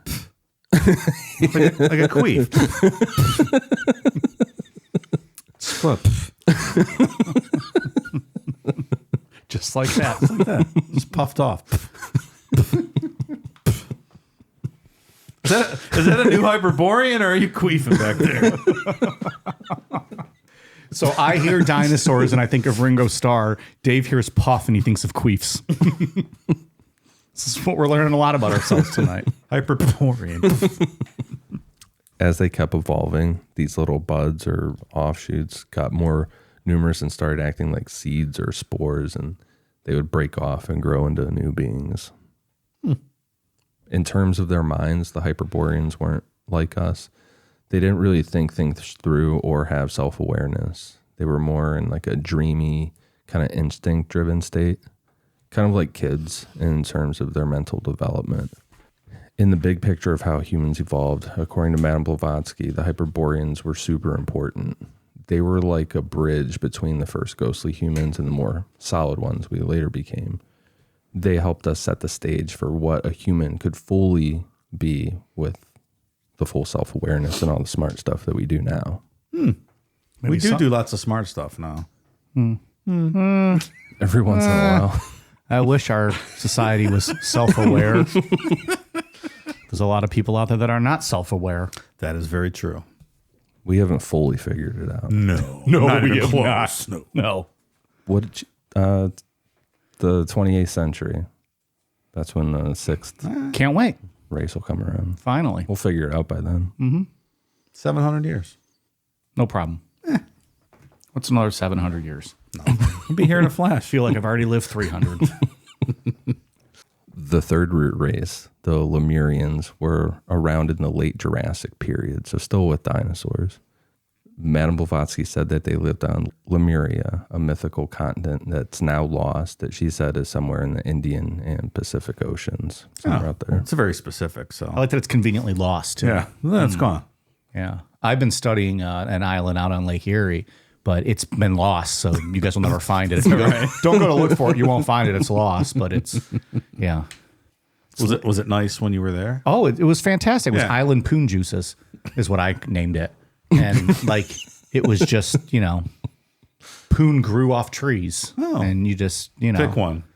like Adam, you just take it off the tree and you just eat it up. And it was great. But it's lost now. Don't go looking for it. You won't find it. It's not there. Your poon picking days are over, sir. The people who live, I used to call them Poon Juicians. Alas, Yeah. you won't find it. It'll be in my book. Go on, take the money and run. Coming out September 2038. I'll look in the index and go right to that page. Juice, comma. It's the name of the whole chapter, pal. Chapter 11, Poon Juicy Up. The Lemurians were getting closer to humans, but still not quite. They were a lot bigger, and over time they became more solid. We're almost all the way out of this translucent kind of thing. That's good. Yeah. Progress. Unlike the earlier races, the Lemurians actually had physical organs, stuff like that. They started reproducing asexually, but later on they evolved and were able to sexually reproduce how we do now. How does that work? Evolution, man. I don't Okay, know. all right. That adds up to me. Does that? If you take 2 and add 6, divide by 4, it absolutely equals 73. X. You have to factor Oh, an you X. put the X in You there. got to factor an X. I'm sorry. I okay, forgot to say yeah. X. No, I got you now. Yeah. Anything works if you throw the X in there. Wow. The Lemurians were the first to really start thinking and remembering things clearly. That was a big step forward because before it's kind of like we were just floating through kind of aimlessly. They also had psychic powers and were super in tune with nature and the earth. You'll find the Lemurians talked about in a lot of new age stuff, Yeah? like crystal shops, all that kind of stuff. The Lemurians get brought up a lot in that kind of. But they got it all world. from her, right? She created it. Yes. Don't we have a crystal shop like 2 miles from us? Yeah. Have you been there? Of course he is. My question. I know we've talked about it before, but I can't remember. He has a credit card there for that place. I feel like it's like like a Spencer Gifts, and they have like that rack of like the posters that you can go through, and it's like a Lemurians poster and stuff, and lava lamps, lava lamp, crystals and rocks, and we got to take your crystals out and recharge them during full moons and stuff. It's a whole process, isn't it? is that how that works? See, I know about crystals. Maybe. I know about crystal meth, but that's not the same thing. So that's how you stay up so late. I need some of that. I fell asleep at like 8:45 last night. You really did. We were in the middle of like texting, and then you just stopped. You just stopped texting. I get a text like 7 a.m. I fell asleep. Yeah, no shit. She said that the Lemurians came to an end Because they all jumped off a cliff and followed each other? Is that lemurs that do that? Jump off the cliff? lemmings. Lemmings. Son of a bitch. Never mind. What's lemming? Like they all follow each other and jump off the cliff. Those little animals that just follow Like each I knew other. what a lemur was. I didn't know a lemming. I never heard of a lemming before. Yeah. Is it like a cat-like animal or? It's the little guy. Well, that The doesn't video help. game's super fun. And they all just jump off cliffs. That's not. Yeah. That's I don't know. sad. I saw the LEM. I forgot. They're just like little mice looking guys. No, poor little guys. They follow each other. nice. Well, if your friend jumped off a cliff, would you do it? Lemming's like, fuck yeah, I would. Sounds like a would I party. Let's fucking go. Woo! This is fun. Splat. She said that it came to an end for them because they didn't use their psychic powers the right way. They kind of lost their moral compass, which led to a bunch of natural disasters and eventually the sinking of their whole continent. Jeez, come on. We could do a full episode on them one day, and it probably would be pretty interesting because there's people that, have looked through history, supposed history, to find the continent. And Can we do stuff. it live from the crystal shop? I'll see what I can do. What's the I think they'll allow it. I think they might get some business that day. what's the time frame on the Lemurians? The last people were 25, 50 million years ago. They a lot more closer to our time. A little closer. A little closer? Yeah. All right. We're talking a Relatively long time ago. speaking, closer. If 10 to 15 million is close enough for you. I just made that number up. I don't know if that's true. Like they say in West Virginia, all time is relative. Her next race, the fourth one, the Atlanteans, would 100% be a future show. I think that would be a full Sunday show to do an episode on Atlantis and all the lore and people trying to find it. It's super interesting. It's in Georgia. That's why people fucking looking for it. I've been there multiple times. But okay. Major well, metropolis. yeah, let's do a show on Atlanta. Okay. So the Atlanteans, of course, lived on the lost continent of Atlantis in the Atlantic Ocean. They lived millions of years ago, stretching from the latter part of the age of dinosaurs into the early part of the following era. The Atlanteans were massive. They were almost giants. And at this point, they were right there at being solid. Almost. Just a little bit of that. Okay. Kind of 98% solid? Yeah, something like that. All right. They're almost there. Getting close. Over time, they got more physically complex, adapting to their world with better developed bodies and organs. So they had wieners. Yeah. I think the Lemurians did. Well, they had wieners too. Yeah, they were having sex. And They stuff. weren't puffing. true, They yeah. weren't puffing, Dave. Well, first they were asexual, then they wanted to be regular sexual. So yeah, they must have grown some weenies. They are said to have been really advanced, like kind of like alien technologies. Still with the psychic abilities. They knew all about complex machinery and energy sources, and they could even manipulate natural forces like the weather. Well, But- should we not be diving to the bottom of the Atlantic to find this stuff? It might be helpful in this day and age, no? Might behoove mankind to go find this. Maybe they were more advanced than we are. Exactly. They're controlling the weather. That sounds all right to me. Turn the rain off. You don't like it? That's what they're doing with chemtrails. Oh, that's true. Yeah. Good point.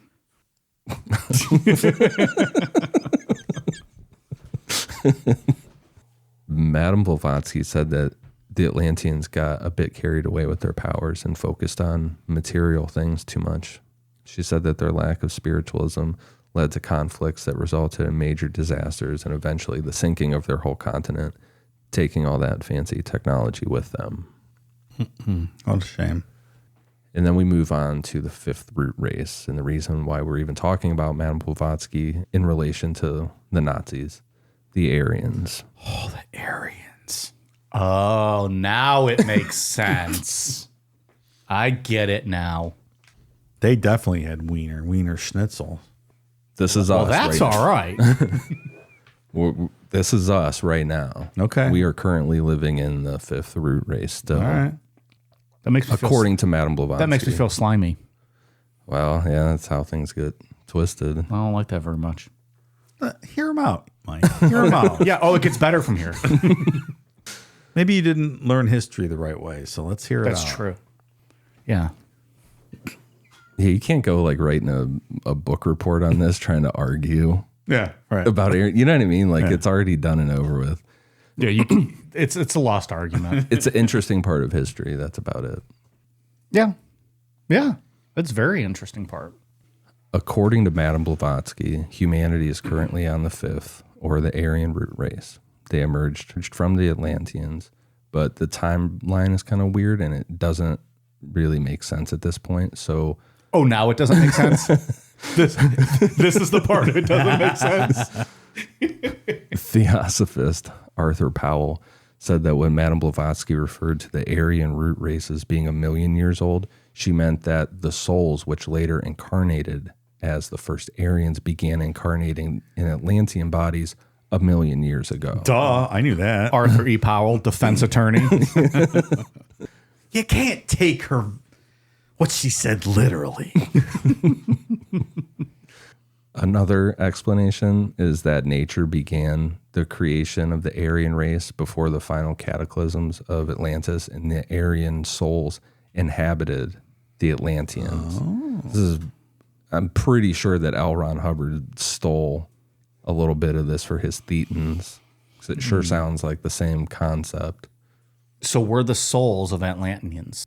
No, we are nature, the world, the universe around us created Aryan souls, and then we attached on to the Atlanteans as it was going down. Okay. I'm with you. Okay. So far, this all makes perfect sense, and I'm down with it. A group of about 9,000 Aryans are said to have made it out of Atlantis when it was sinking. A portion of these Aryan migrants strayed from the main group and moved south to the edge of what was then a lush and green Sahara desert. And they founded the City of the Sun. So are you with me? That's the I think story. so. Right? I think so. So we attached onto them and 9,000 made it out. That's enough to populate. Sure.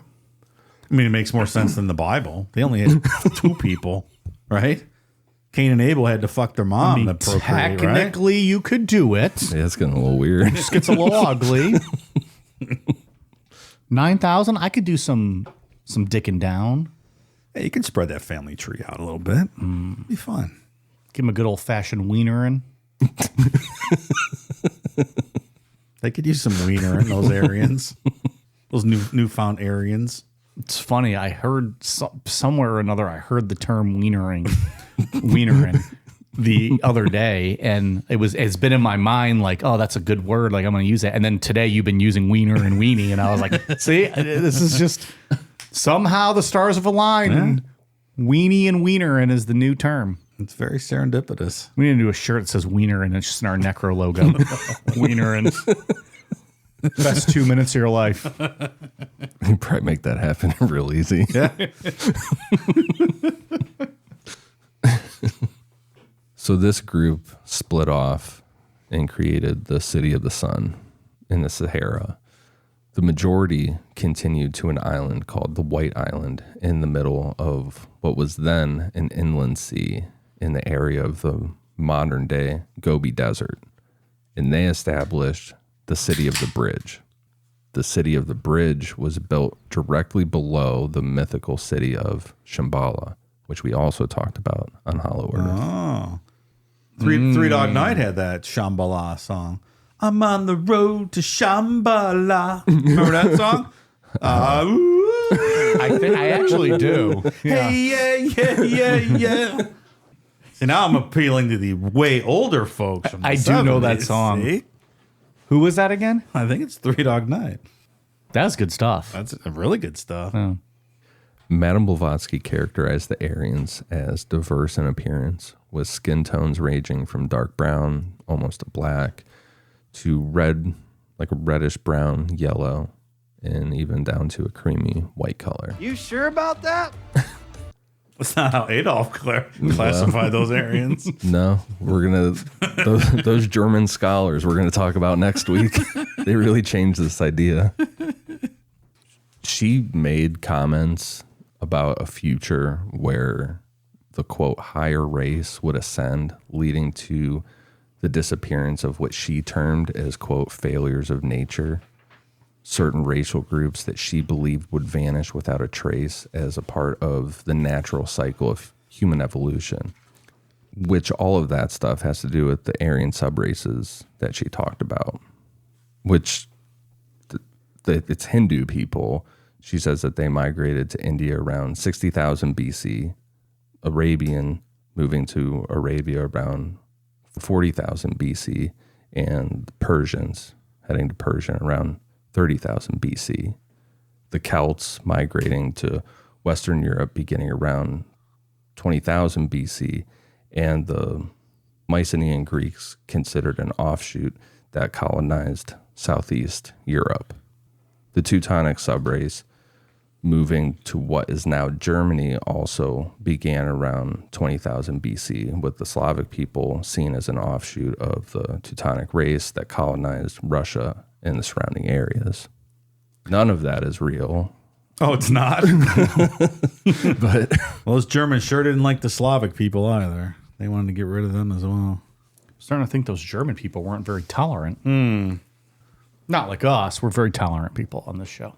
Absolutely. We love everybody. the secret doctrine caught attention of a social reformer named Annie Besant, who reviewed it for the Pall Mall Gazette.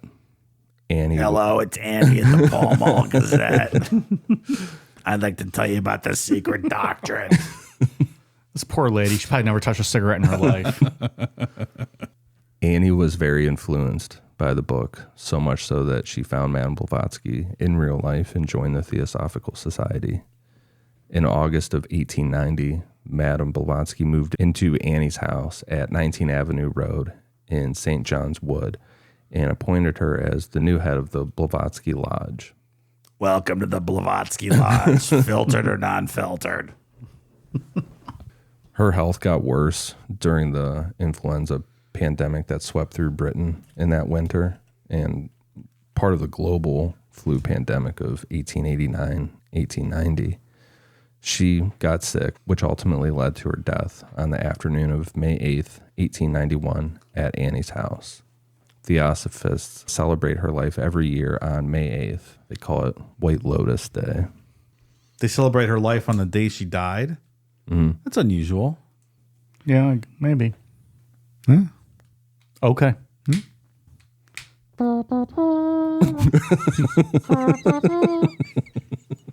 Dave's playing that out of his vagina. He's queefing that. He's queefing that. Hey, come those on. taps. He's queefing those taps.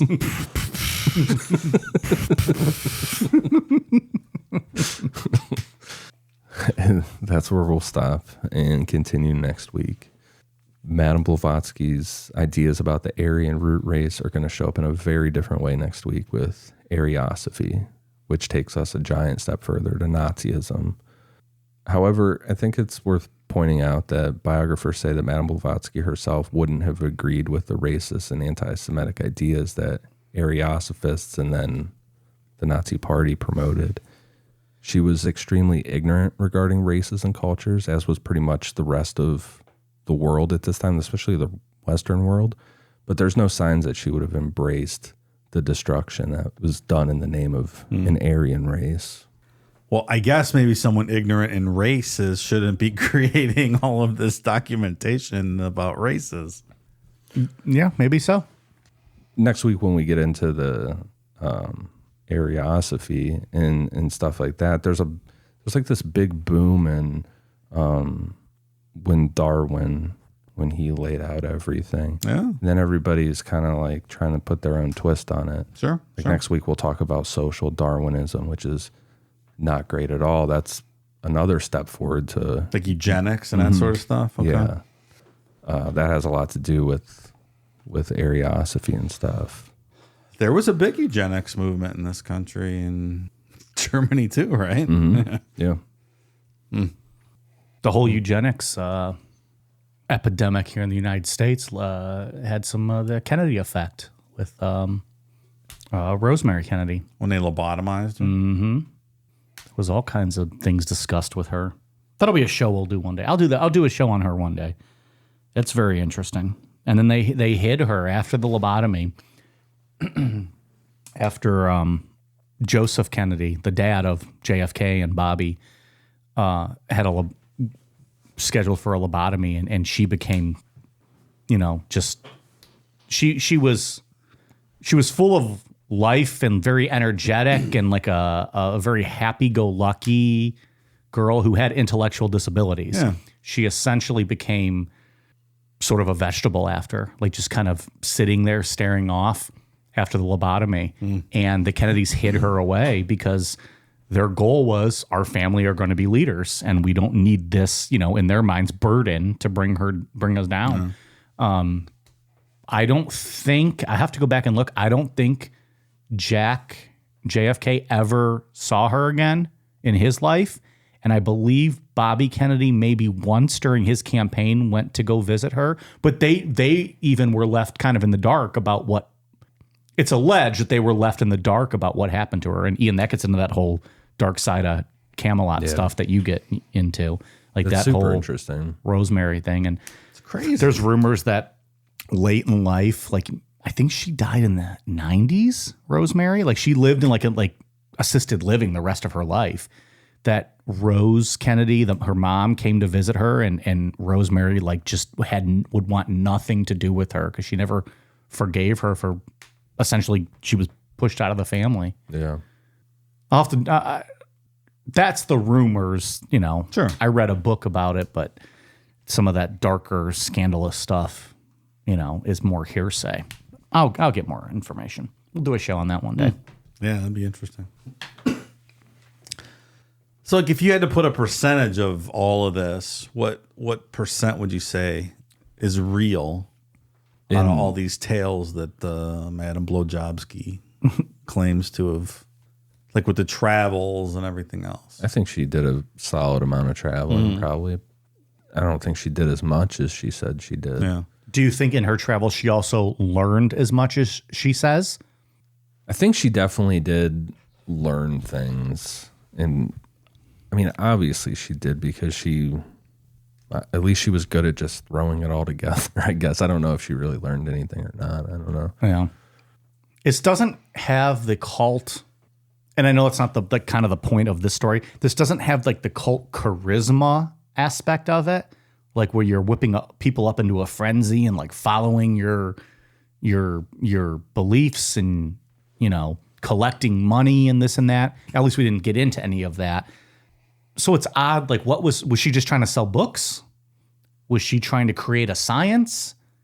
Theosophy.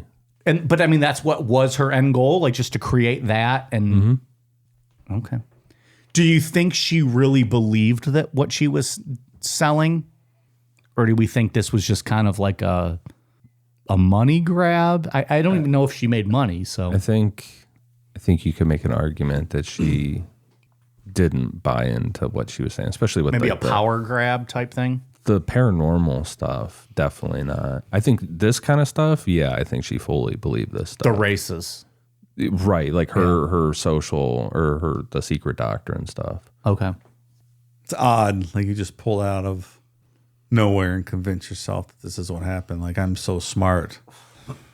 Somehow I acquired this knowledge. I'm going to write this book about the whole history of the world. And unless she was taught stuff and she just interpreted it this way. yeah, I mean, that's what she says this is. This is her Yeah. learned through all her travels and From everything. the masters. Right. Everything that she's put together. Yeah. But that's what I mean. She is a fraud. There are no masters. But every organization like this needs a good backstory. You can't just say, hey, a theosophy is a cool new thing. You can't just start a new religion without this backstory. Just like Elrond.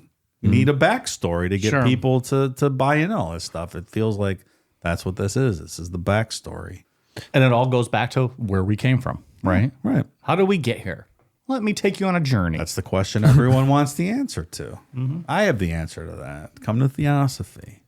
I thought you were saying you did. And I was going to I suggest perhaps we came from a queef. Just a queef. That's a queef. And then science happened, and here we are. It was a random queef. Did Crowley take a lot of this stuff from her? If there was no Madame Blavatsky, there wouldn't It's like be a an direct Aleister line, Crowley. right? If there was no Madame Blavatsky, there wouldn't be a lot of any of the Western occultism that we really know of. Yeah. Because for this, we just focused on just giving a like who she was, what she was up to, and then her root races. Because that's all that's relevant to, how the Nazi party played out and all that stuff. But I mean, if we covered another aspect of the secret doctrine, we'd be able to link it back to old bonus shows, old shows, like, oh yeah. See where that was pulled from. And Ian, you might not know this necessarily, but like, is Madame Blavatsky the kiss of the spiritual world in that she influenced so many others? But then when you look back at her own work, you're like, it's not that great. Not that great. Just saying. When you hear like the Aryan race, like nowadays and from Hitler and stuff, you're like, oh my God, it's so evil. And then you trace it back and you get to this, you're like, oh, really? Yeah. Right. Like this is what you're Hitler. This is what you're standing on. This, or that there's some actual scientific, background into the Aryan race thing. It's just all made up, right? Yeah, like next week we'll get into where Ariosophists, especially Guido von List. We'll talk a lot about him. How they interpret the Aryan race as actually being Indo-Europeans, which is hypothetical in of itself. That's not a real thing either. But then that's how he starts to interpretate it, and it just really goes off the fucking rails. Yeah.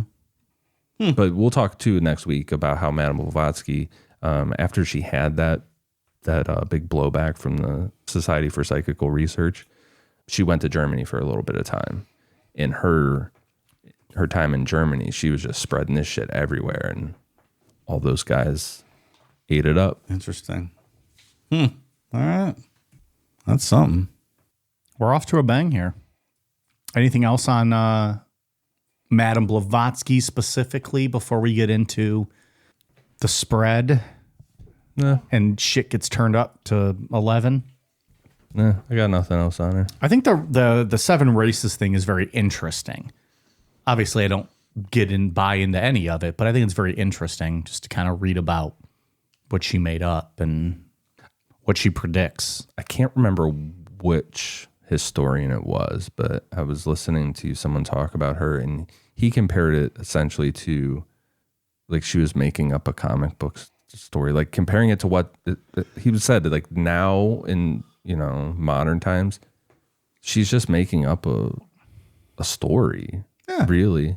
She'd be ready for Marvel nowadays. Yeah. Mm-hmm. He's like, if you put it in today's terms, it's like a comic backstory. That makes complete sense to me.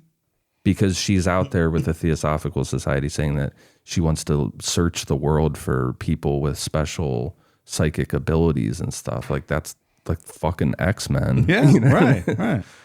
It's just, It's fun and something brand new and cool for people 130, 40 years ago. Yeah. Good for her. Everybody that came after with it, maybe not so much. Yeah. It's downhill from here. Hey, spoiler alert, the next two parts, probably not going to be very fun. Real quick before we go forward, I've been drinking some delicious Pants Off Dance Off tonight from Wrecking Crew.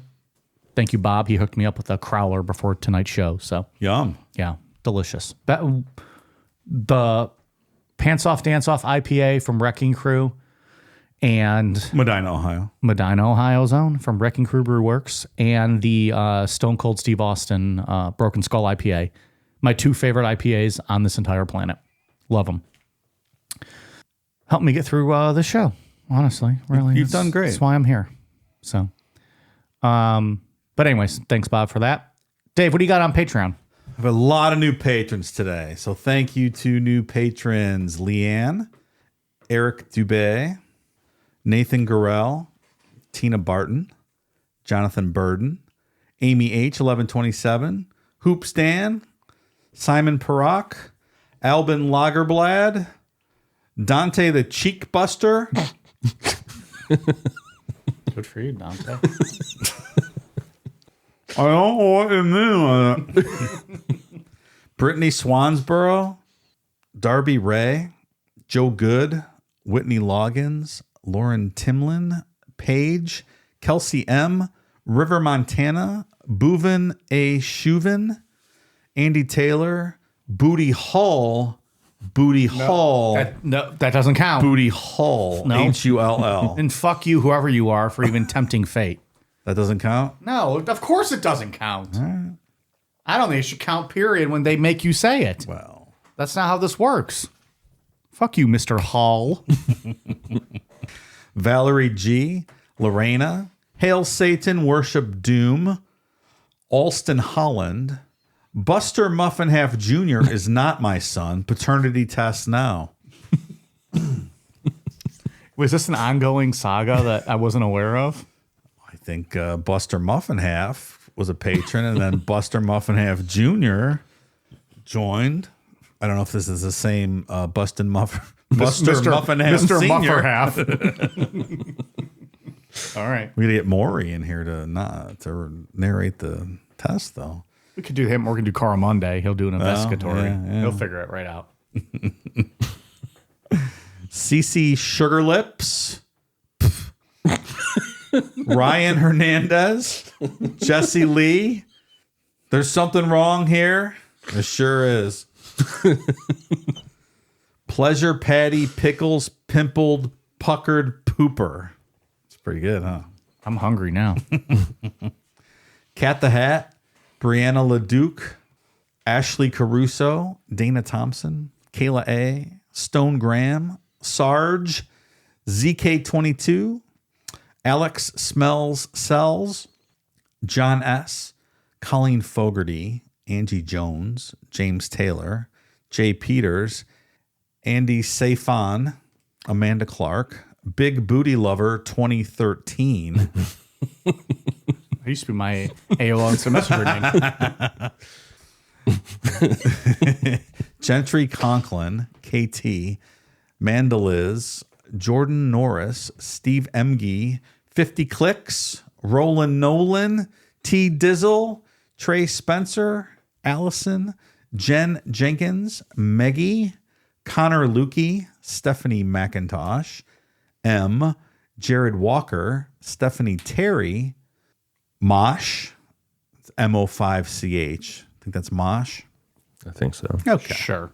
Stephen Cook, Hairway to Steven, Chloe Volebrecht, Henry Wendland, Kira, Jezebel Ann, Brittany Karate, Reno, Jess the Vegan, Scrub Duel, Caden the Champion Ninja, and Brady the Dancer, Bibbity Bibbity Booty Holes. I don't know what that means, but surely it doesn't summon any pieces of shit. Brittany Hall, Natalia J, Johnny Haymore, Lindsay Loves the Nomopods, Nikki B, Chuck WD73, Nick Batty, Jack Burton, Denver T, Big D the Impaler, and the BJ Goddess. How about that? All right. Jay, Katie Gibbling, Aaron Ferris, Royal Johnson, Spartan Fury God, Janae, Chris Webster, and Renee Ward. Thank you, new patrons. Welcome aboard. Big fan of Mr. Jack Burton, Big Trouble in Little China. If that's not his real name, it's an awesome reference. If that is his real name, he fucking won the lottery on that one. Jack that one. Ian, what do you got? For iTunes, I have one for James Jackson, Megley C, Juicy Pussy. Juicy Pussy. That's a reoccurring name. Yeah. We need a Juicy Pussy Jr., I think. Tyler 7183. It's me, Chrissy P, and Jim 5085. Thank you guys for the awesome reviews. All right, anything else? I had a couple internationals. Hell yeah. Cheek Chillers from Canada and Lucy Shimmers from Great Britain. Thanks for the cool international reviews. Right on. I got 2 quick shout outs. One for Kara, sent me a pretty cool book about, it's like a visual representation of mental illnesses with some, looks like poetry in there. Pretty cool. And then Molly sent me a nice little card with 4 random Pokemon cards in it. So that's pretty cool. Look at that. Some Thank you. Pokemon gifts. Very cool. I have a shout out as well. Somebody sent us a case of beer, 4 different 6-packs. That's right. We got that in the fridge, cooling down right now as we speak. Just picked that up, put it in the fridge. So thank you very much. We'll give a review when we drink some of those. But that was from Booty Hole. Booty Hole. Fucking Booty Hole. Jesus Christ. Booty Hole.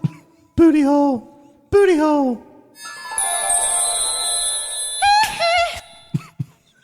I'm not touching that fucking beer. That's disgusting beer. I don't want anything to do with it. That's really rude. Thank you for the beer. We're going to check it out. Well, Dave will drink some. Probably won't now. Ruined it. Thank you, Mr. Hole. All right, we are on Twitter, Facebook, Instagram, YouTube at Necronomipod, patreon.com/Necronomipod for all of our bonus content. We got a ton of good stuff coming up on Patreon. Make sure you check that out. Amazon.com, search Necronomipod for our merch, and Necronomipod.com. All right, you guys ready for a cool down beer? Cheers.